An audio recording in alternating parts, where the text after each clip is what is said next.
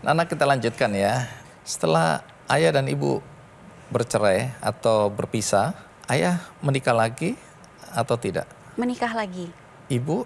Sama, menikah lagi.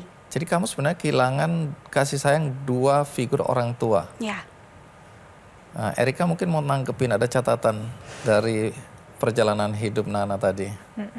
Meskipun sudah berpisah, apakah Mbak Nana nih masih ada kontak dengan orang tua, mungkin dengan ibu atau dengan ayah? Enggak. Jadi saat saya di kampung bersama nenek, dua tahun kemudian ayah datang ke kampung untuk meminta izin menikah lagi. Itu pertama kali kita bertemu. Jadi nggak ada komunikasi sama sekali. Tapi kalau ibu rutin teleponan. Setiap bulannya ada komunikasi. Sampai 2 tahun kemudian, mungkin 2 tahun lebih dikit, ibu datang bersama suami barunya, jemput saya ikut hidup bersama ibu. Jadi setelah itu Mbak Nana tinggal dengan ibu dan ayah sambung seperti Betul. itu. Jadi meskipun dua-duanya pergi, tapi ibu itu masih ada komunikasi ya, sehingga masih terasa kehadirannya ya Mbak ya. Sementara ayah benar-benar lost, sehingga itu yang rasanya memang benar-benar hilang dari Mbak Nana ya. Iya, betul. Apa yang terjadi dalam hidupmu setelah kehilangan kasih sayang ayah? Saat saya tumbuh besar, saya merasa saya nggak tahu seperti apa laki-laki yang baik. Karena saya tidak punya pria panutan dalam hidup saya. Begitu sering terjebak di hubungan yang salah. Baik itu toksik ataupun hubungan yang hanya dimanfaatkan. Apa betul kamu sempat terjerumus dalam kehidupan malam? Betul. Apa yang terjadi persisnya? Jadi saat saya umur kelas 5 SD dijemput ibu sampai kelas 1 mau masuk kelas 1 SMA bersama ibu. Tapi satu alasan ibu harus meninggalkan saya karena mereka berdua bangkrut di Jakarta sendirian. Nah saat itulah saya kos dan memiliki lingkungan yang tidak baik di area kos tersebut. Sehingga kelas 2 SMA sudah mulai diajak untuk pergi clubbing, untuk melihat pergaulan yang salah itu. Itu kan sudah cukup dewasa ya. Ada kemarahan nggak di situ? Baik kepada ibu atau kepada ayah terutama? Ada kemarahan terutama untuk ayah sih. Apa yang kamu rasakan persisnya? Itu sudah saya beranjak dewasa, setiap punya hubungan yang serius, karena latar belakang itu saya akhirnya ditolak oleh keluarga pasangan saya.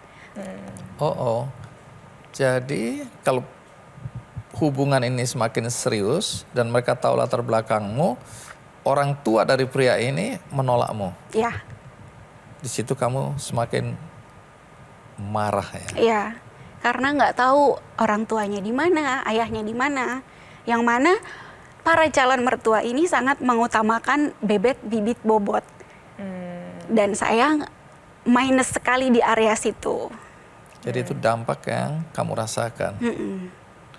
Hal ini yang bikin Mbak Nana merasa marah dengan ayah karena merasa ketika sudah ketemu orang yang cocok dan mau melanjutkan, karena ayah nih dulu kayak gitu, jadi bikin Mbak Nana nggak memuluskan jalannya gitu ya. Iya, betul. Oke, ini anak korban perceraian. Jadi kamu marah hari itu pada ayah. Iya. Marah sampai pada batas benci atau marah saja? Marah sih. Benci saat keadaan saya terpuruk sih. Keadaan terpuruk itu apa yang kamu maksud? Jadi benar-benar tidak ada yang urus, saya tinggal sendiri, sempat sekolah nggak dibayar beberapa bulan, yang akhirnya saya benar-benar ngerasa kok saya sebatang kara ya. Padahal punya orang tua. Ya. Berapa lama perasaan seperti itu kamu alami? Tepatnya sampai 2010 itu saya selesai dengan salah satu hubungan saya dengan pacar saat itu. Dan di sini titik balik saya sampai 2012 saya coba untuk memperbaiki kualitas diri karena tahu saya nggak punya latar belakang yang bagus, tapi setidaknya saya punya masa depan yang bisa saya raih. Jadi kesadaran itu datang ketika kamu putus dari pacarmu? Datang begitu saja? Iya, dan ditemani salah satu tante yang sudah saya anggap orang tua. Jadi tante ini yang lumayan sangat berjasa buat hidup saya. Apa yang dia lakukan? Dia cuma pesan, cari tempat ibadah yang memang sesuai dengan hatimu.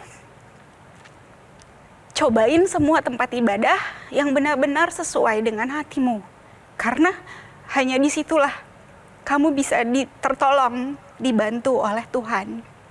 Kamu lakukan? Ya.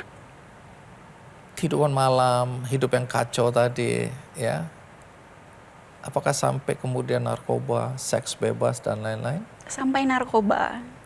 Tapi saya nggak candu. Nah, ini menarik, Erika. Ada anak-anak yang tidak bisa keluar dari jerat narkoba, seks bebas, kriminal, kemarahan, kebencian. Tapi Nana kan bisa nih. Dan memang ada pertolongan tante ya. Walaupun ini kalau nggak ada dalam diri sendiri juga keinginan ya nggak terjadi. Artinya ada dua pihak ini. Nana sendiri ada kesadaran, kemudian ada tantenya yang menolong. Nah, kan banyak juga anak-anak yang tidak bisa keluar.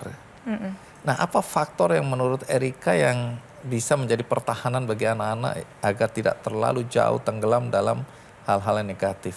Dalam case-nya Mbak Nana, memang rasanya yang paling berat itu adalah ketika kita berada sedang terpuruk dan benar-benar sendirian itu ya Mbak ya. Kayaknya harus berjalan di jalan yang gelap sendirian tuh itu sangat menyeramkan gitu ya. Dan bagi anak-anak memang peran komunitas, peran support system itu akan menjadi buffer yang bisa sangat membantu Bang melewati masa-masa sulit ini ya. Makanya kalau dibilang ya pilih-pilih pergaulanmu, pilih-pilih lingkunganmu ya itu benar sekali gitu. Karena itu yang akan membawa kita apakah seperti Mbak Nana ini akan bisa bangkit, bisa tertolong karena ketemu dengan komunitas yang tepat dan kebetulan punya figur tante yang mungkin bisa menggantikan figur orang tua seperti itu gitu ya. Atau ya mungkin ada anak-anak di luar sana yang belum seberuntung Mbak Nana, belum bisa menemukan komunitas yang sesuai gitu. Jadi dari faktor lingkungan dan komunitas ini menjadi hal yang cukup penting ya, support system bagi support system itu betul, menentukan juga ya. System. Apalagi anak-anak yang sedang di usia-usia gamang gini ya. Usiamu berapa waktu kamu akhirnya bisa keluar dari jerat kehidupan yang nggak benar tadi? 2025, 26. Oke, udah cukup dewasa ya. Baik, sebelum kita lanjutkan, ada baiknya kita simak dulu tayangan berikut ini.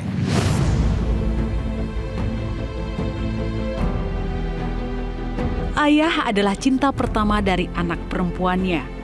Akan tetapi kalimat itu tidak sesuai dengan kehidupan Ratna Cahayasari atau yang biasa disapa Nana. Sebelum tumbuh besar menjadi seorang pengusaha kue yang sukses, ternyata Nana tidak pernah merasakan kasih sayang dari seorang ayah. Sejak kecil, Nana kerap kali menyaksikan perlakuan kasar sang ayah kepada ibunya. Sebelum akhirnya sang ibu memutuskan untuk bercerai.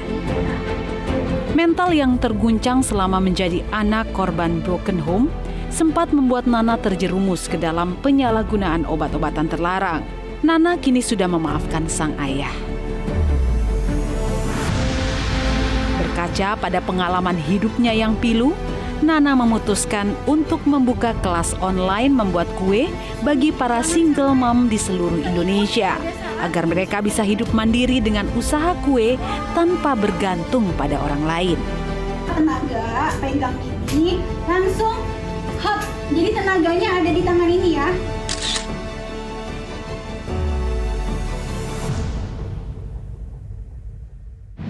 Tapi ngomong-ngomong, Nana sudah menikah sekarang? Sudah. Oke, nanti kita akan tanya. Tapi sebelum itu saya ingin tahu tentang memaafkan. Apakah Nana sudah pernah bertemu kembali dengan ayah? Iya, sudah. Sudah memaafkan? Sudah. Nana memaafkan? Memaafkan. Verbal diucapkan Iya. atau dalam hati? Verbal diucapkan. Dalam momen seperti apa itu diucapkan? Jadi waktu ayah saya lebaran, kita selalu datang ke tempat ayah. Jadi saat itu Bagaimana dengan kakakmu? kakak masih berat untuk berkomunikasi dengan ayah karena kekecewaan yang kakak terima itu enggak hanya sampai saat ayah bercerai, sekalipun ayah membangun hubungan yang baik dengan kakak dan kakak sangat sayang sama ayah sampai beliau menikah, tapi tambahan-tambahan yang menjadi traumatik untuk kakak. Sampai akhirnya kakak masih belum bisa berkomunikasi baik dengan ayah. Nah, apakah kekurangan kasih sayang ayah atau tiadanya figur ayah itu berpengaruh dalam hubungan Nana dan suami?